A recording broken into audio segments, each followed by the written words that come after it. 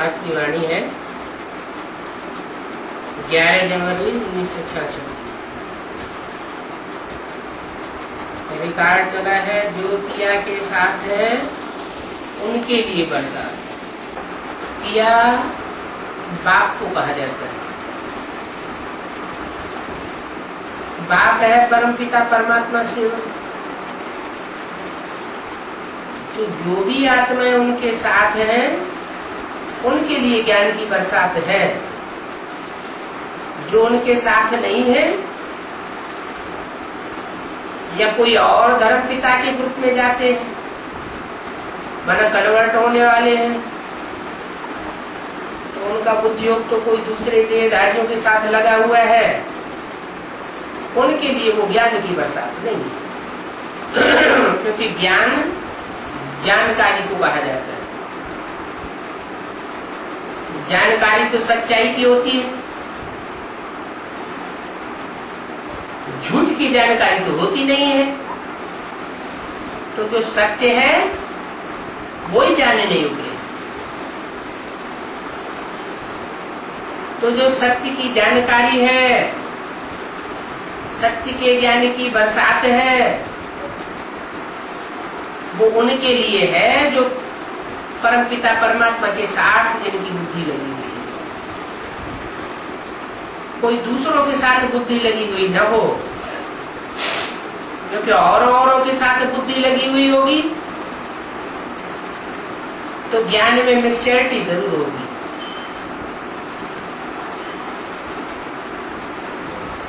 जैसे सागर के ऊपर में बादल होते हैं,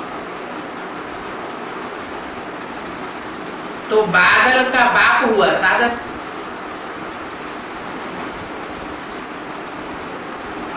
बादल बरसात बरसाते हैं तो पानी कहां से लेते हैं? सागर से लेते हैं। तो ऐसे ही ज्ञान सागर बाप है,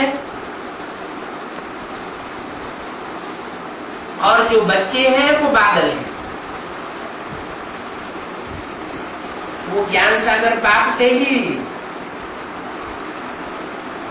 सत्य ज्ञान ग्रहण करते हैं। तो जो बादल सागर के साथ हैं उनके लिए बरसा। वो बादल ही पानी भरकर फिर बरसते हैं। तुम ही सागर के पास आते हो भरने के लिए।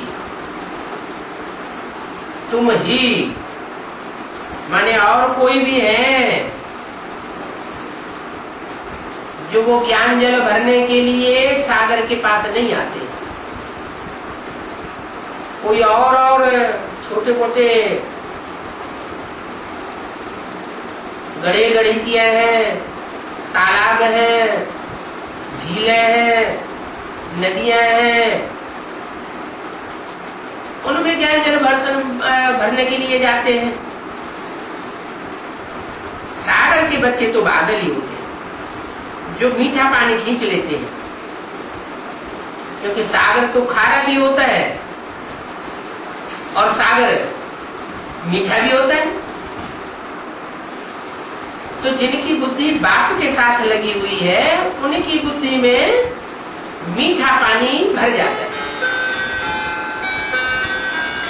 तो बादल भी अनेक प्रकार के होते हैं। कोई खूब जोर से बरसते हैं, बोड़ बोड़ कर देते हैं, और कोई कम बरसते हैं। इतना बरसते हैं कोई बादल कि जैसे दुनिया पानी में डबडबा जाती है। तुम्हारे में भी ऐसे नंबरवार है।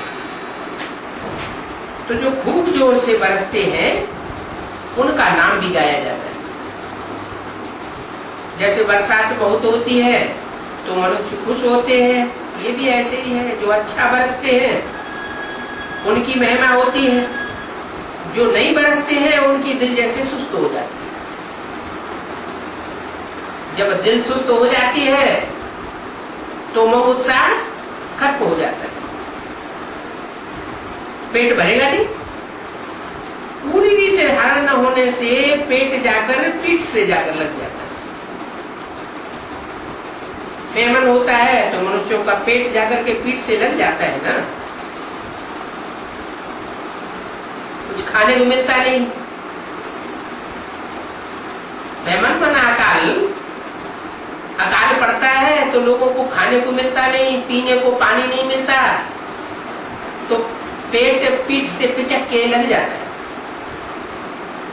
तो ये भी धारण करो और धारणा नहीं करते हैं तो बुद्ध रूपी पेट पीठ से लग जाता है।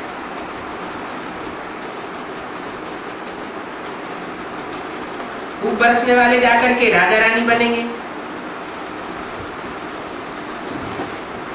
ये तो बहुतों को सुख देते हैं, बहुतों को भरपूर कर देते हैं। और जो गरीब, वो गरीब बनेंगे। गरीब वो बनेंगे जो ज्ञान जल भरते भी नहीं है और बरसते भी नहीं।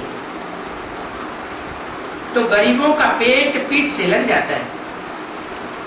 तो बच्चों को तो धारणा बहुत अच्छी रीति करनी चाहिए। ज्ञान सुनना और सुनाना एक अलग बात है, लेकिन उसको जीवन में धारण करना, प्रैक्टिकल में लाना, ये अलग बात हो जाती है। धारणा करने से प्राप्ति होगी। जो धारण करेगा वो दूसरों को धारण भी कराएगा। तो आत्मा परमात्मा का ज्ञान कितना सहज है। तुम अब समझते हो हमारे में भी आत्मा परमात्मा दोनों का ही ज्ञान नहीं था, तो पेट पीठ से लग गया था। मुख्य है आत्मा परमात्मा की बात। मनुष्य आत्मा को नहीं जानते हैं, तो जो आत्मा को ही नहीं जानते वो परमात्मा को कैसे जानेंगे। पहले स्वयं को तो जाने, फिर स्वयं के बाप को जाने। इतने बड़े बड़े विद्वान आचार्य पंडित हैं, कोई भी आत्मा को नहीं जानते। किसी के मुख से कब सुना कि आत्मा ज्योति बिंदु है, सितारे मिसल है, और आत्मा की यादगार में हम बिंदी लगाते हैं, टीका लगाते हैं, जो आत्मा के भ्रुकुटी के मध्य में टिकने की निशानी है। कभी किसी ने नहीं सुना है। अब तुमको मालूम हुआ है कि आत्मा अविनाशी है, उसमें 84 जन्मों से लेकर के एक जन्म तक अविनाशी पार्ट जुड़ा हुआ है। कोई आत्मा में 84 जन्मों का भी पार्ट होता है, कोई आत्मा में कम से कम एक जन्म का पार्ट होता है। तो जो चलता ही आता है, आत्मा अविनाशी है, पार्ट भी अविनाशी है। जिस आत्मा रूपी रिकॉर्ड में एक जन्म का पार्ट भरा होगा, वो रंगमंच पर आकर एक जन्म का पार्ट बजाएगा, और जिसमें 84 जन्म का पार्ट भरा होगा या कम जन्मों का पार्ट भरा होगा, तो वो उतने जन्म का पार्ट बजाएगा। तो बड़े बड़े विद्वान पंडित हैं, विलायत में भी जाते रहते हैं, बड़े बड़े गुरु हैं, परंतु ये नहीं समझते कि हमको आत्मा का ज्ञान ही नहीं। अलग अलग बातें बोलते रहते हैं। कोई कहते हैं आत्मा अंगुष्ठा मिसल है, कोई कहते हैं आत्मा हवा है, कोई कहते हैं प्राणवायु है। प्राणवायु, उदान वायु, अपान वायु, अलग अलग तरीके से बोलते रहते हैं। तुम समझते हो आत्मा का ही ज्ञान नहीं है, तो परमात्मा का ज्ञान उनको कैसे हो सकता है। बाप ही आकर आत्मा परमात्मा का ज्ञान देते हैं। आत्मा कैसे ऑलराउंड पार्ट बजाती है ये किसी को पता नहीं है। वो तो आत्मा सो परमात्मा कह देते हैं। अरे आत्मा 84 के चक्कर में आती है, परमात्मा भी क्या 84 के चक्कर में आता है। अगर आत्मा सु परमात्मा तो 84 के चक्कर में आना चाहिए। फिर कह देते हैं परमात्मा जन्म के चक्र से नहीं आ रहा है, वो अभोक्ता है, अकर्ता है, तो कोई बात फिटी ही नहीं बैठती।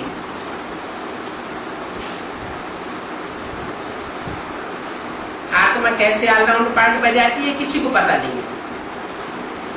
तुम बच्चों को अभी आदि से लेकर के अंत तक पूरा ज्ञान है, वो तो ड्रामा की आयु भी लाखों वर्ष कह देते हैं।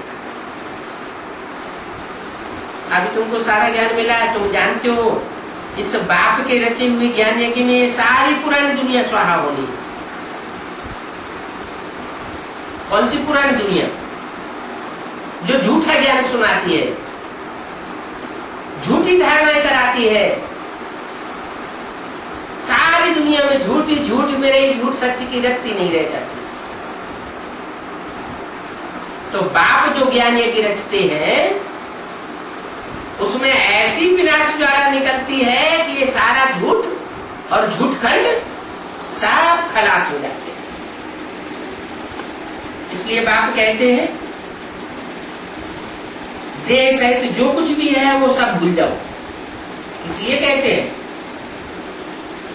क्योंकि अब ये दुनिया देह और देह के संबंधों की दुनिया, पदार्थों की दुनिया, ये खलास होने वाली है। इन आंखों से जो कुछ देखते हो सब विनाशी है। आज देखने में कुछ और आता है, कल कुछ और हो जाता है।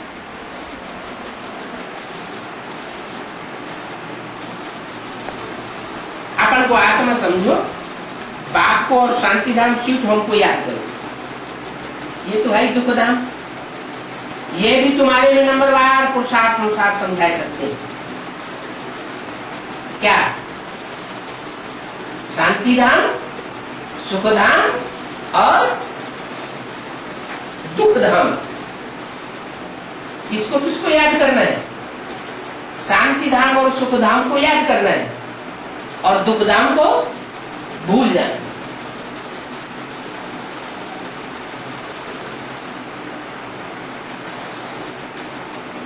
क्यों? क्योंकि जैसे को याद करेंगे जन्म जन्मांतर वैसे ही प्राप्ति करते रहेंगे। सुखधाम को याद करेंगे, कोई की याद का परसेंटेज सुखधाम की स्टेज का ज्यादा है तो जन्म जन्मांतर सुख में रहेगा, और कोई की याद की परसेंटेज शांति धाम की ज्यादा है तो जन्म जन्मांतर शांत स्टेज में रहेगा,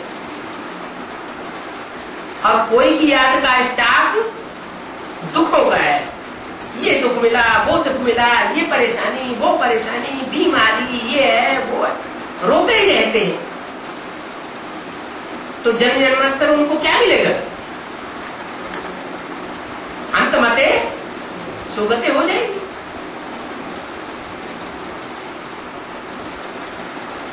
तो ये दुख धाम, सुख धाम और शांति धाम की बातें नंबरवार पुरुषार्थ अनुसार तुम बच्चे समझा सकते हो।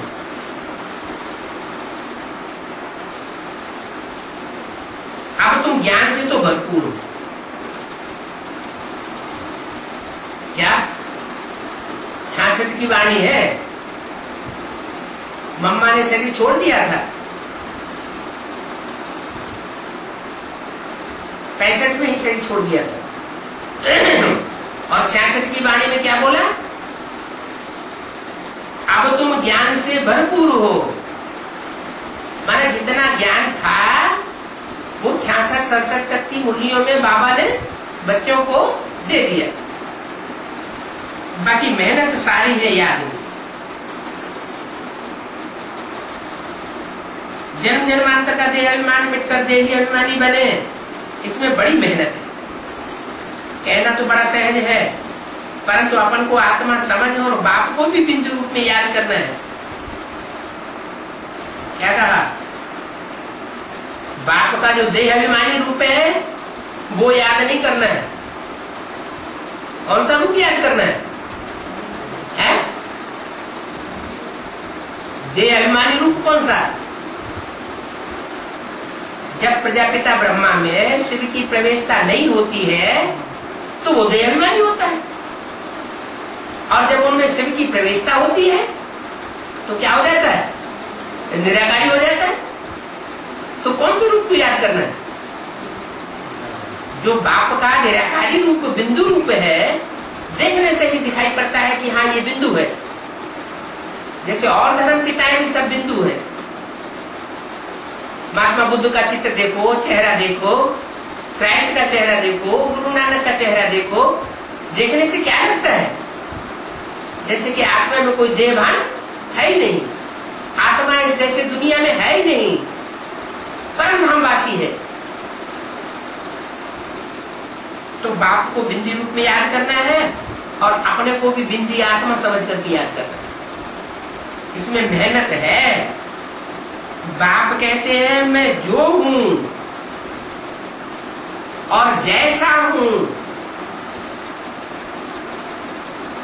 वैसे ही कोई मुश्किल से याद कर सकते हैं। जैसे बाप होते हैं वैसे ही बच्चे होते हैं। तो अपने को जाना तो बाप को भी जान जाते। आज मध्यंत का ज्ञान तुम बच्चे जानते हो और पढ़ाने वाला तो एक ही बाप है। तुम पढ़ने वाले बहुत हो। यह राजयोग है। इस राजयोग में राजाई की पढ़ाई पढ़ने वाले बच्चे कैसे बाप के सहयोगी बनते हैं और बाप उन बच्चों के द्वारा कैसे राजधानी स्थापन करते हैं, वो तुम बच्चे जानते हो। बाकी ये साथ साथ इस समय भक्ति मार्ग की सामग्री समझाने के लिए हमको कहना पड़ता है। क्या समझाने के लिए? शास्त्रों की जो बातें हैं, उन बातों में जो सार है, उस सार को समझाने के लिए हमें ये शास्त्र रेफर करने पड़ते हैं। शास्त्रों की बात कहनी पड़ती है। बाकी इनमें धारणा की कोई बात है नहीं। शास्त्रों में भी है ब्रह्मा की रात अर्थात घोर अंधेरा। कहां की यादगार? संगम युग की ही यादगार है। ब्रह्मा जब ज्ञान सूर्य को भूल जाता है, इधर उधर बुद्धि भटक जाती है बच्चों में, तो अंधेरे में चला जाता है। जब ब्रह्मा ही अंधेरे में, तो सारे ब्राह्मण भी अंधेरे में। अज्ञान का अंधेरा उनकी आंखों में छाता रहता है। घड़ी घड़ी निश्चय बुद्धि हो जाएगी। अभी अभी बाप के ऊपर निश्चय बैठेगा और अभी अभी अनिश्चय बुद्धि हो जाएगी। अभी अभी उनको ज्ञान सूर्य दिखाई पड़ेगा और अभी अभी वो ज्ञान सूर्य बादलों के आ जाने से लोप हो जाते हैं। तो बाप कहते हैं ये ब्रह्मा की रात और ब्रह्मा के दिन का राज भी समझना। संगम युग की ही बातें हैं। शाम के 7 बजेंगे और अंधेरा होता जाएगा।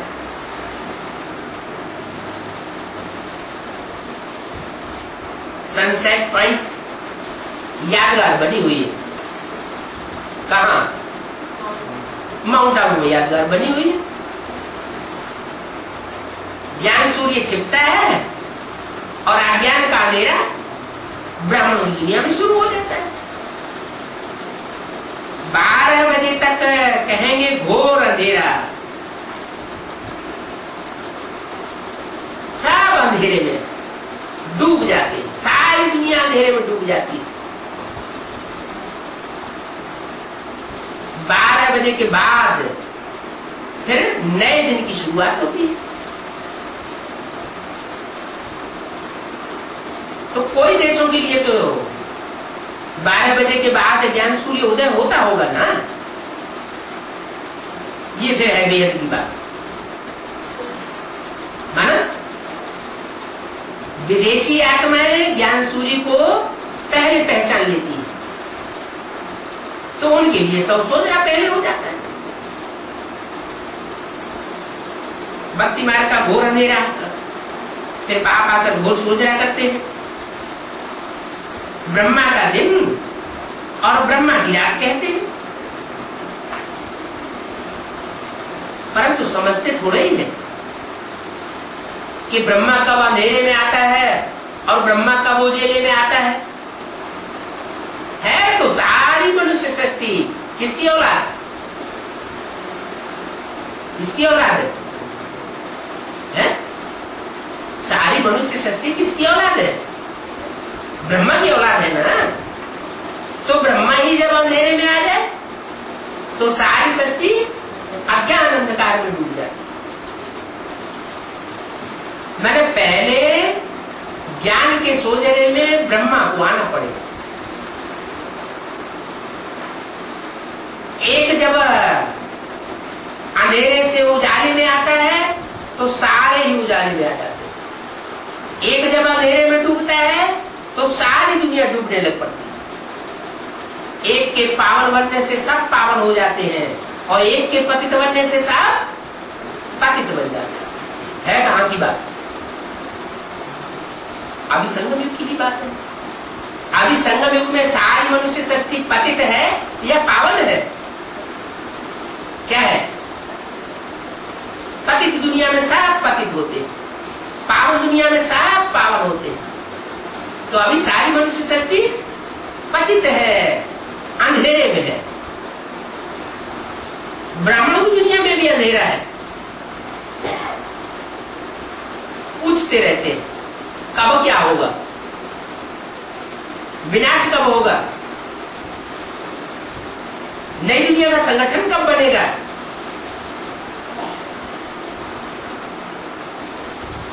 तो बाप ज्ञान सूर्य है। ज्ञान सूर्य जब गर्म होता है तो सागर में से जो भाप उठती है उससे बादल तैयार हो जाते हैं। चंद्रमा रोशनी किससे लेता है?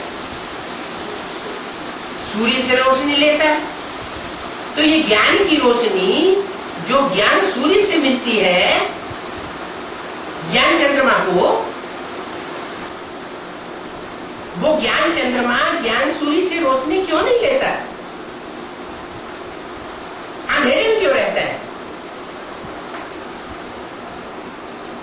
जरूर चंद्रमा के ऊपर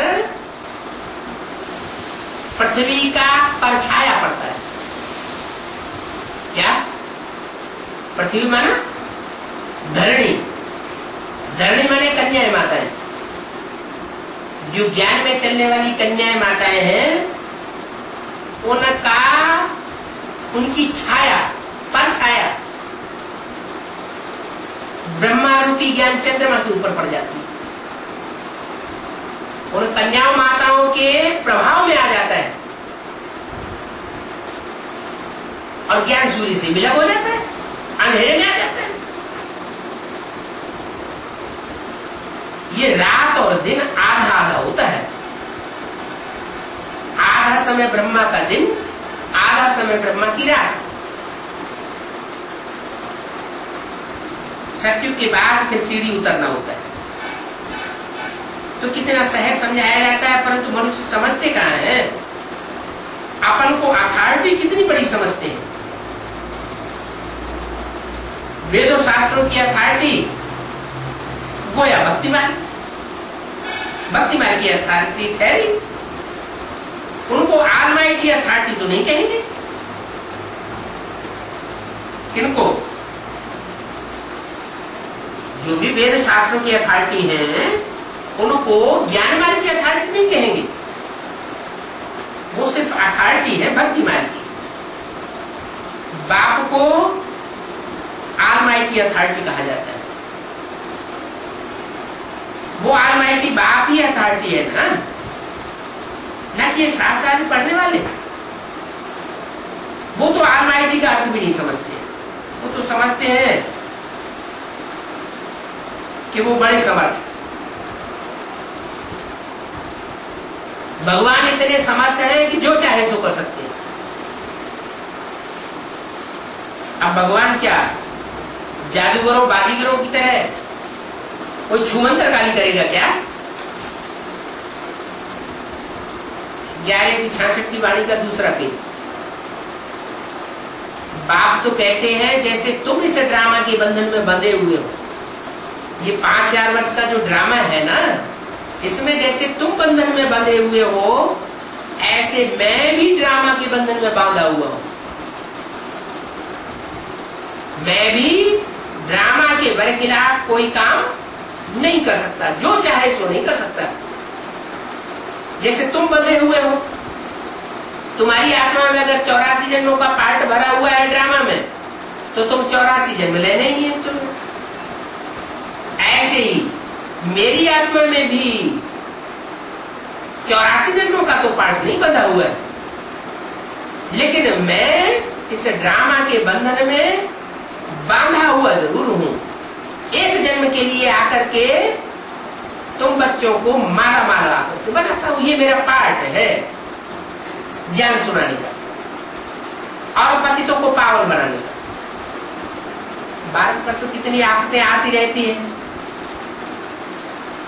तो द्वापर युग से लेकर के कलयुग के अंत तक कितनी आफतें आती हैं भारत पर, कितने आक्रमण होते हैं विदेशियों के। तो क्या मैं घड़ी घड़ी आता रहता हूं? नहीं, मेरे पार्ट की भी लिमिट है। हर युग में मैं नहीं आता हूं, मैं सिर्फ कलयुग के अंत और सतयुग का आदि जब होना होता है तो संगम पर आता हूं, जब ये सृष्टि पूरा दुखधाम बन जाती है। पूरा दुखधाम बने तब मैं आऊं। 1 सेकंड का भी फर्क नहीं पड़ सकता मेरे आने में। इतना तक ड्रामा के बंधन में बांधा हुआ हूं। ड्रामा में हर एक का एक्यूरेट पार्ट जुड़ा हुआ है। ये है हाईएस्ट बाप का रीइंकारनेशन। फिर नंबर 12 और सब आते हैं कम ताकत वाले, माना जो सब बापों का बाप है, सब धर्म पिताओं का पिता है, वो है फर्स्ट नंबर धर्म पिता। अव्वल नंबर देवता धर्म की स्थापना करता है। बाद में जो द्वापर युग से धर्म पिताएं आते हैं वो है सब नंबरवार। नंबरवार सब आते ही रहते। शूटिंग पीरियड में भी ऐसे ही होता है। यज्ञ के आदि में जो स्वरूप था ज्ञान देने वाला, ज्ञान सागर, वो तो आदि में पार्ट बजा करके चला गया, वो था अव्वल नंबर। उसके द्वारा जो बीज रूपी स्टेज में पार्ट बजाया गया, उससे कराची में नरक की दुनिया के बीच में स्वर्ग का नजारा एक सैंपल तैयार कर दिया गया। ये पार्ट है मेरा, क्या? नरक को स्वर्ग बनाने का। बाद में ब्रह्मा के द्वारा ब्राह्मण धर्म स्थापन हुआ। तो ब्रह्मा के द्वारा जो ब्राह्मण धर्म स्थापन हुआ, वो अव्वल नंबर कहेंगे या 2 नंबर कहेंगे? अव्वल नंबर तो नहीं कहेंगे। जो नंबर 1 द्वारा काम होता है वो नंबर 2 के द्वारा काम नहीं हो सकता। स्वर्ग तो नहीं स्थापन होता, क्योंकि ब्राह्मण जो पैदा हुए ब्रह्मा के द्वारा, वो 2 प्रकार के ब्राह्मण पैदा हो गए। रावण, कुंभकर्ण, मेघनाथ जैसे ब्राह्मण भी बन गए, और गुरु वशिष्ठ, विश्वामित्र जैसे भी ब्राह्मण बन गए, मिक्स हो गए। इसलिए ब्राह्मणों की 9 प्रकार की कुरियां गाई जाती हैं। माना जो 9 मुख्य धर्म है सारी दुनिया में, सतयुग आदि से लेकर कलयुग अंत तक स्थापन होने वाले, उन 9 मुख्य धर्मों में से चुनी हुई श्रेष्ठ आत्माएं ब्राह्मण धर्म में आती है। और जो जिस धर्म से आता है, जितने ऊंचे नंबरवार धर्म से आता है, उतनी ही धारणा करता है। जिन ब्राह्मणों में कम धारणा होती है वो बाद वाले नंबर के गिने जाते हैं। जिनमें ऊंची धारणा होती है वो अव्वल नंबर के सूर्यवंशी गिने जाते हैं। 2 नंबर की धारणा होगी तो चंद्रवंशी गिने जाएंगे। 3 नंबर की धारणा होगी तो इस्लामी वंशी गिने जाएंगे। तो नंबरवार सब आते हैं कम ताकत वाले। ड्रामा में हीरो हीरोइन पार्टधारी होते हैं, फिर पिछाड़ी में सब नंबरवार रहते हैं। क्या कहा? ड्रामा कोई होता है तो उसमें अव्वल नंबर पार्टधारी कौन होता है? उसको क्या कहते हैं? अरे हीरो कहते हैं ना, वो हुआ अव्वल नंबर। फिर 2 नंबर का पार्टधारी कौन हुआ? है? कौन हुआ? हीरो के बाद हीरोइन। तो यहाँ हीरो कौन है और हीरोइन कौन है ब्राह्मण की संगमी दुनिया में? ब्राह्मणों की जो वर्तमान समय संगमी की दुनिया चल रही है, उसमें हीरो पार्टधारी कौन है और हीरोइन के रूप में पार्टधारी कौन है?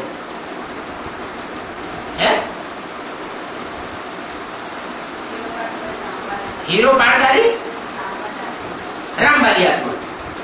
अच्छा, राम वाली आत्मा किस रूप में पार्ट में जाती है? शंकर के रूप में पार्ट, एवरलास्टिंग। शंकर का पार्ट बीच का है या अंतमते सुगते का है? अंतिम पार्ट क्या है संपन्न स्टेज का? लक्ष्मी नारायण, नारायण और लक्ष्मी। तो लक्ष्मी नारायण जो पार्टधारी है वो हीरो हीरोइन है। तो अभी तुम बच्चों को कितनी नॉलेज मिलती है? ये हीरो हीरोइन पार्टधारी ब्राह्मणों की संगमी की दुनिया में प्रत्यक्ष होते हैं ना। तुम विश्व के मालिक बन जाते हो जब तुम हीरो के रूप में संसार में प्रत्यक्ष होते हो, तो तुम तो विश्व के मालिक बन जाते हो। तुम्हारे फुल फोर्स की ताकत तुम्हारे में आ जाती है। उसके बाद 2 नंबर के फोर्स की ताकत किसमें होती है? कौन सी आत्मा में होती है? नारायण के साथ लक्ष्मी। लक्ष्मी नंबर 2 की ताकत होती है। फिर नंबर 1 पुरुषार्थ करके तुम तमो प्रधान से सतो प्रधान बनते हो। औरों का तो पार्ट ही नहीं है, माने और धर्म वालों का पार्ट तमो प्रधान से सतो प्रधान बनने का नहीं है। वो सतो सामान्य तक कोई पहुंचते हैं, पूरे 16 कला संपूर्ण बन जाए, पूरे 84 जन्म ले ले, सारे विश्व की बादशाही ले ले। ये और धर्म की आत्माओं का काम नहीं है जो औरों से पढ़ाई पढ़ते हैं। तुम सिर्फ एक को याद करते हो, एक के संग रंग लगाते हो, एक से पढ़ाई पढ़ते हो, तो तुम्हें पूरी प्राप्ति होती है। तुम्हारे फुल फोर्स की ताकत आती है। पुरुषार्थ कर तुम तो सतो प्रधान बन जाते हो ना। Wonder of the world number 1 है।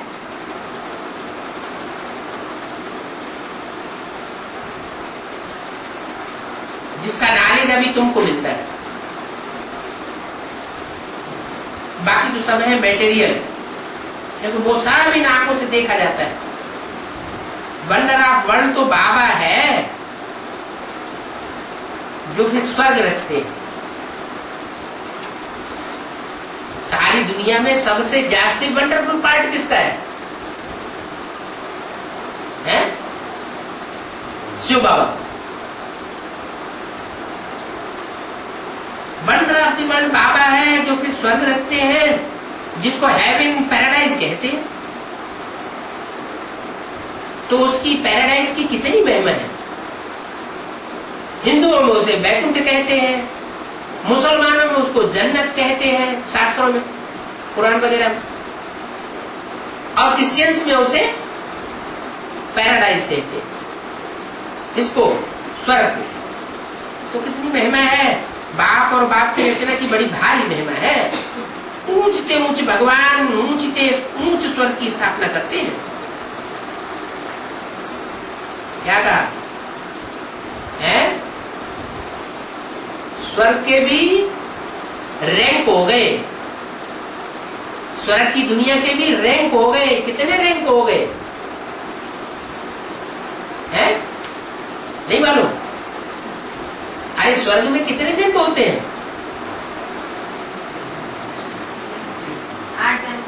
21 जन्म होते हैं ना, है? स्वर्ग में 21 जन्म होते हैं, उसमें सैनी स्वर्ग भी मिक्स है।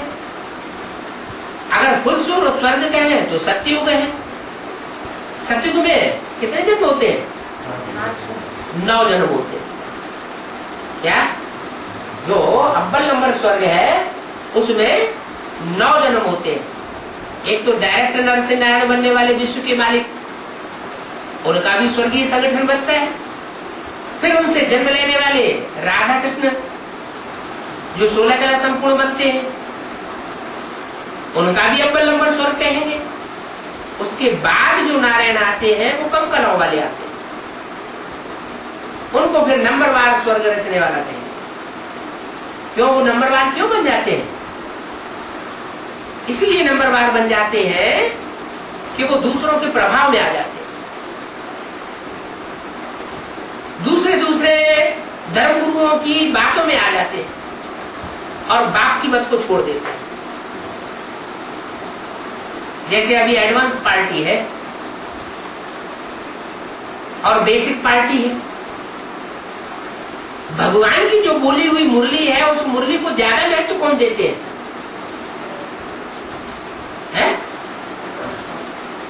एडवांस पार्टी ज्यादा महत्व देती है। तो भगवान की बोली हुई वाणी को जो ज्यादा महत्व देगा वो ऊंचा पद पाएगा ना, कि नंबरवार पाएगा, ऊंचा पद पाएगा। फिर एडवांस पार्टी में भी अगर कोई ऐसे है जो दूसरों की मत पर चल पड़ते हैं तो वो भी नंबरवार हो जाते हैं। माला में उनके भी नंबर गिने जाएंगे। कोई नीचा वर्ग का, कोई ऊंचा वर्ग का हो जाएगा, कोई ऊंचे ग्रुप का होगा। दाईं ओर का सबसे ऊंचा वाला ग्रुप जरूर सूर्यवंशी कहा जाएगा। तो ऊंचते ऊंच स्वर्ग की स्थापना बाप कैसे करते हैं? तो ऊंचते ऊंच जो स्वर्ग होगा वो कितने कला संपन्न होगा? है? कला संपन्न होगा या कलातीत होगा? क्या होगा? 16 कलाओं से भी ऊंची स्टेज का सुख होगा। क्योंकि सत्युग में तो जो स्वर्ग होगा, स्वर्ग का सुख भोगेंगे, वो 16 कला में लिमिट में बंधा हुआ होगा। और तुम ब्राह्मण जो सूर्यवंशी बच्चे बनते हो, नई दुनिया का संगठन स्थापन करने वाले अपने पुरुषार्थ से, वो तो 16 कला संपूर्ण से भी ऊंची स्टेज का सुख भोग जाते हैं, जिसे कहते हैं स्वर्णिम संगम युग। क्योंकि उस समय बाप भी मौजूद होता है। सतयुग में तो बाप मौजूद नहीं होगा, तो उनका सुख बढ़ गया ना। तो ऊंचते ऊंच स्वर्ग की स्थापना बाप कैसे करते हैं, ये कोई कुछ नहीं जानते। कोई माना कौन नहीं जानते? जो दूसरे धर्मों से प्रभावित हो जाते हैं वो इन बातों की गहराई को नहीं जानते। तो मीठे मीठे बच्चे भी पुरुषार्थ अनुसार जानते हो क्या? तुम जानते तो हो है, ऊंचते ऊंच स्वर्ग में जावेंगे तो, लेकिन तुम्हारे भी मर्तबे नंबरवार हो जाते। सब एक जैसा मर्तबा प्राप्त नहीं करेंगे, और जिस अनुसार जानते हो उसी अनुसार फिर पद पाते हो। जिसमें जितना गहरा ज्ञान होगा, जितना ऊंचा ज्ञान होगा, जिसने जितना ज्ञान जात से उठाया होगा, वो उतना ऊंचा पद पाएगा। दुनिया में भी ऐसे ही होता है। जो ज्यादा डिग्रियां पास करता है वो ऊंची कुर्सी पर बैठता है, और जिसने कम पढ़ाई पढ़ी होगी, प्राइमरी स्कूल या मिडिल स्कूल पास किया होगा, हाई स्कूल पास किया होगा, वो चपरासी अपरासी बन जाएगा। ऊंची कुर्सी तो नहीं प्राप्त करता। तो ऐसे यहाँ भी ईश्वरीय गॉडली नॉलेज जो है, इसमें भी जो जितना ज्ञान की गहराई को धारण करता है वो उतना ही उच्च पद पाने वाला बन जाता है। तो जिसने जो पुरुषार्थ किया है ड्रामानुसार वही करते रहते हैं। पुरुषार्थ बिना तो कुछ भी मिल नहीं सकता है। कर्म बिना कोई एक सेकंड भी रह नहीं सकता। क्या वो हठयोगी क्या करते हैं? भट्ठी लगाओ। कितने दिन की भट्ठी? 2 दिन की भट्ठी, 3 दिन की भट्ठी, 1 साल की भट्ठी, 3 महीने की भट्ठी। अरे हाथ पांव बांध करके बैठने से, कर्मधारा को छोड़ करके बैठने से क्या प्राप्ति हो जाएगी? अरे कर्मेंद्रियां हैं तो कर्मेंद्रियों से कर्म भी करते रहो और मन बुद्धि से बाप को याद करते रहो। एक होता है जबरदस्ती याद करना और एक होता है सहज सहज स्वाभाविक रूप से याद करना। सच्ची याद कौन सी है?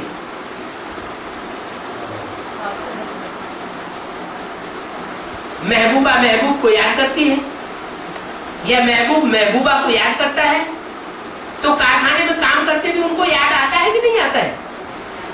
याद आता है। तो वो हुई कर्मधारा।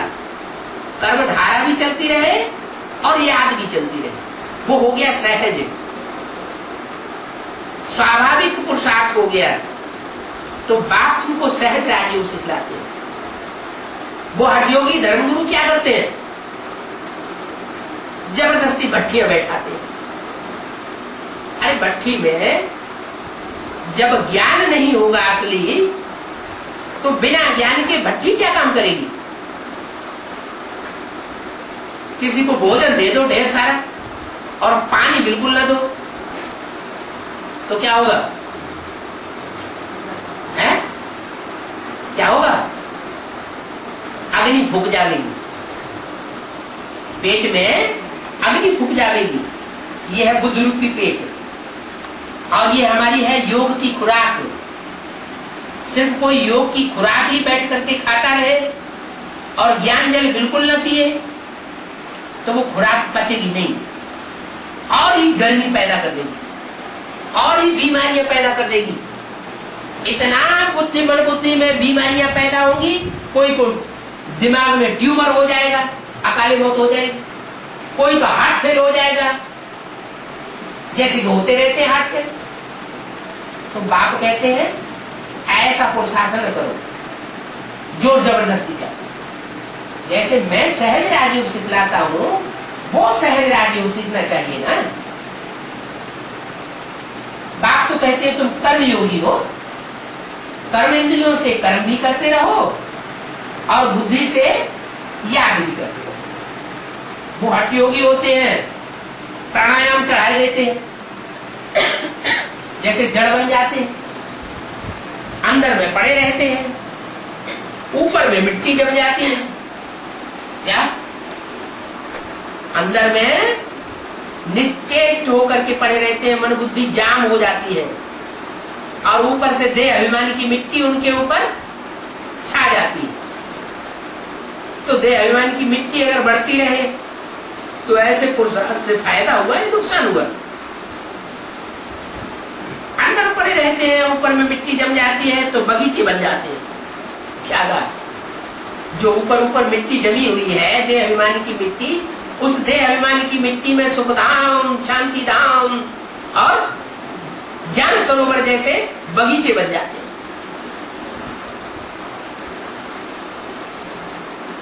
मिट्टी जम जाती है तो ऊपर बगीचे बन जाते हैं। मिट्टी के ऊपर पानी पड़ने से वो पौधे जम जाते, परंतु उसमें कुछ भी फायदा नहीं है।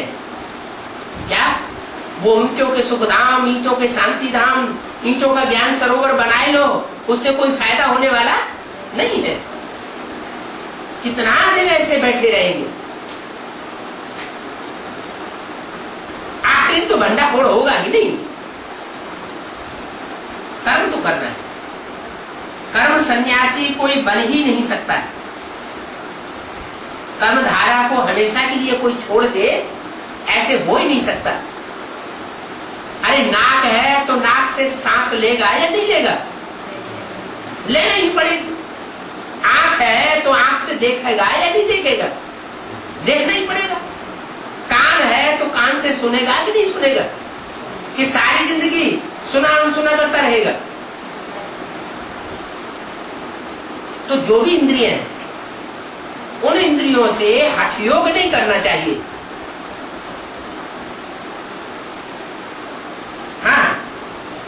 कोई खाना आज नहीं बनाते हैं सन्यासी वगैरह, इसलिए उनको कर्म सन्यासी कह देते हैं। वो पका पकाया भोजन कमंडल ले जाते हैं और भीख मांग के खा लेते हैं। तो ये भी इनका ड्रामा में पार्ट है। क्या? खुद अपना भोजन तैयार न करना, अपने लिए अपने पेट की कमाई न करना, क्या करना? बना बनाया भोजन भीख में मांग लेना। क्या ड्रामा में उनका पार्ट है? भीख मांगने का इनका पार्ट है। ये निवृत्ति मार्ग वाले नहीं होते तो भी भारत की बहुत बुरी हालत हो जाती है। आखिर इन निवृत्ति मार्ग वाले सन्यासियों ने भारत को थोड़ा तो समाया। चलो प्रवृत्ति मार्ग की देवताओं जैसी पवित्रता को धारण नहीं कर सके, फिर भी हठयोग करके भी थोड़ी तो पवित्रता को धारण किया ना। भारत नंबर 1 प्योर था। बाप पहले प्योरिटी स्थापन करता है। सतयुग में प्योरिटी इज फर्स्ट। जो प्योरिटी फिर आधा कल्प चलती है। और ये जो सन्यासी अल्पकाल की पवित्रता धारण करते हैं, यह आधा कल्प तो क्या एक युग भी नहीं चलती, एक जन्म भी नहीं चलती पूरी। बरोबर सतयुग में एक धर्म एक राज्य था, फिर डीटी राज्य आकर के हुआ। मनुष्यों ने तो सबको पतित बनाई दिया। क्या कहा? सबको माने किसको? मनुष्य गुरु जो हुए उन गुरुओं ने सारी मनुष्य सृष्टि को पतित बनाया। सिर्फ मनुष्य सृष्टि ही नहीं, मनुष्य सृष्टि जब पतित बनती है तो कीड़े मकोड़े पशु पक्षी सब पतित होने लग पड़ते हैं। तो सारी मनुष्य सृष्टि पतित बन गई।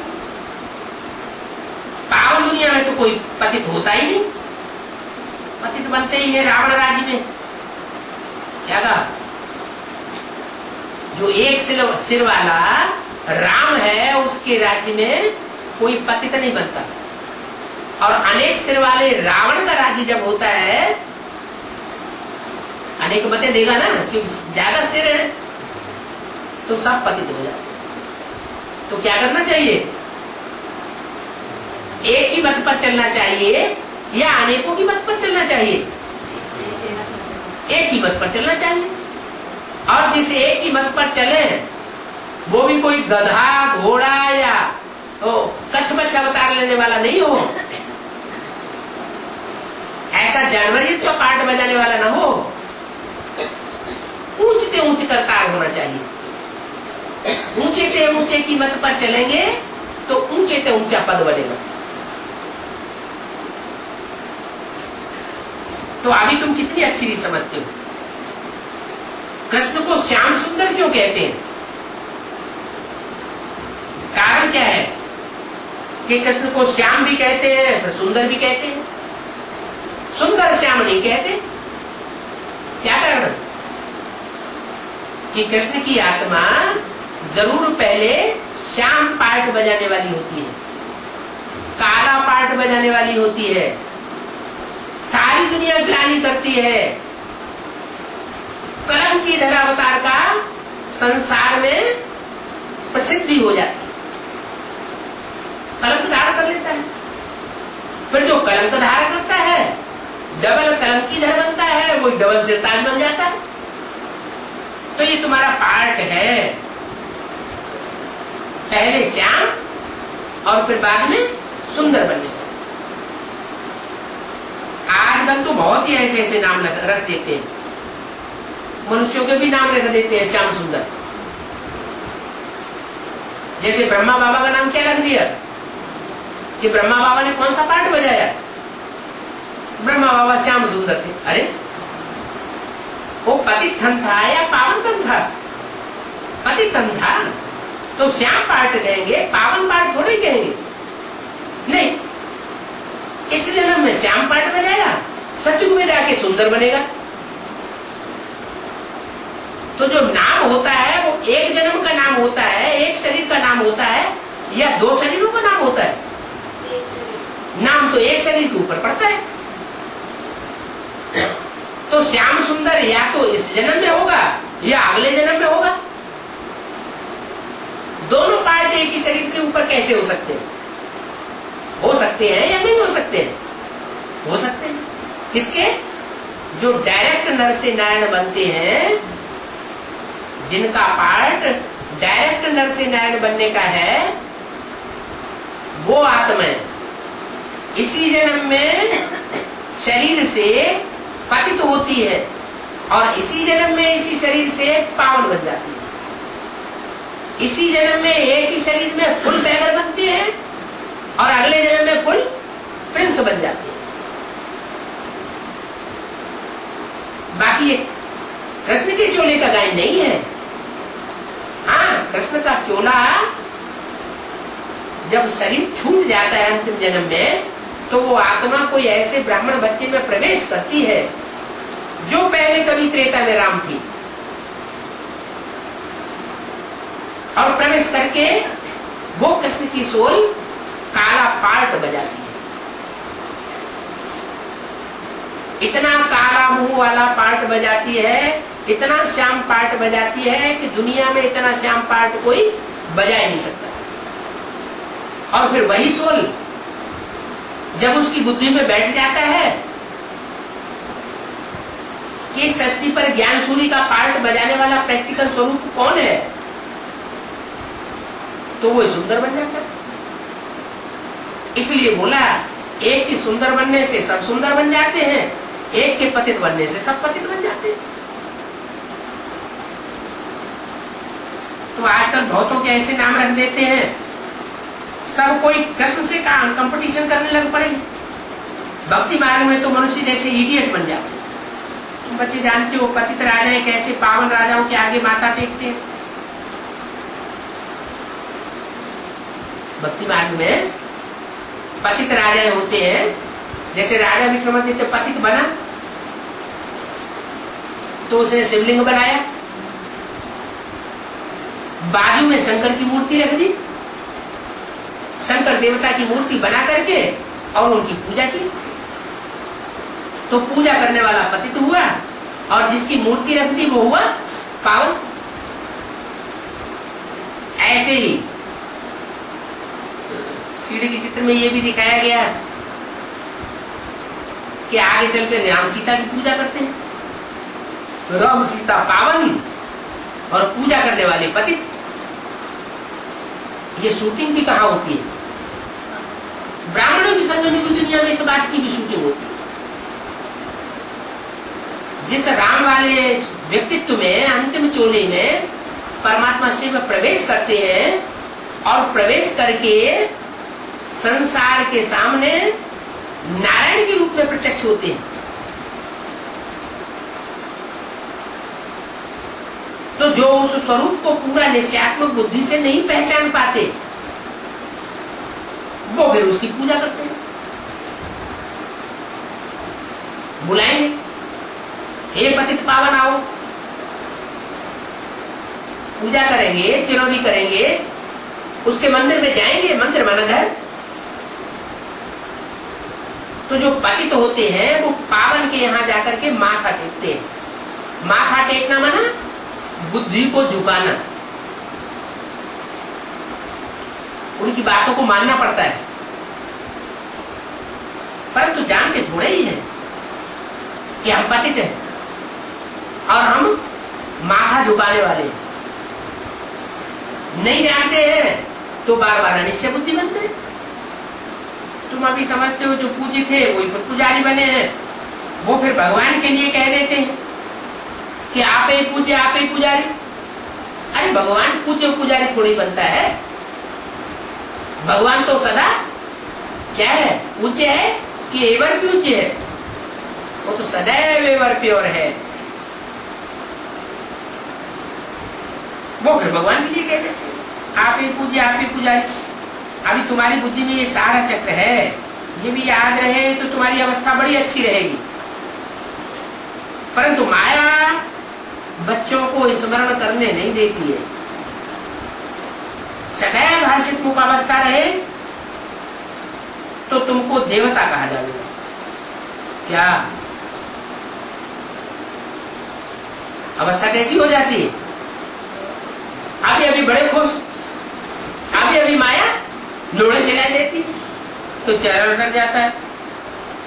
जब चेहरा लटक जाता है तो कहेंगे अब ये देवता पना इनका खलास हो गया। देवता बने ही नहीं है। जो देवता बन जाएगा एक बार तो फिर वो सदैव ही 2500 वर्ष तक वो आत्मा हर्षित मुख चेहरे वाली बनी रहेगी। देवता वहां सदैव हर्षित रहते हैं।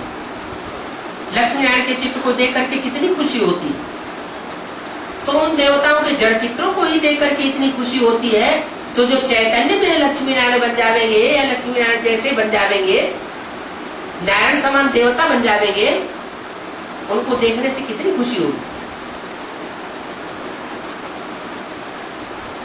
राधा कृष्ण अथवा राम सीता को देख करके इतनी खुशी नहीं होती है,